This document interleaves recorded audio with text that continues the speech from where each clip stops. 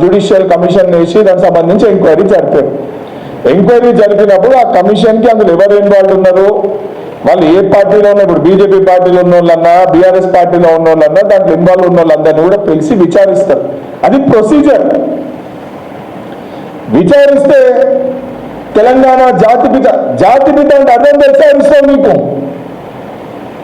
కుర్చీ వద్దన్నారు మహాత్మా గాంధీ గారు, ఆస్తి వద్దన్నారు, ఏది కూడా ప్రజలకి అంకితము, నాకు స్వార్థం కోసం కాదు, రాజకీయాల కోసం కాదు, ప్రజల కోసం పనిచేస్తా అని చెప్పిన వ్యక్తిని జాతిపిత అంటారు.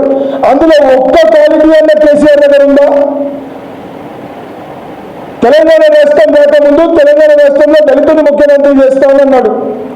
దళితుని ముఖ్యమంత్రి చేయకుండా ముఖ్యమంత్రి కుర్చీ గుంజుకొని ఒక ఉప ముఖ్యమంత్రి చేసిన దళితుని ఆయన కుర్చీ దగ్గరికి తప్పించిన ఘనత నువ్వు మాట్లాడేది కేసీఆర్ది.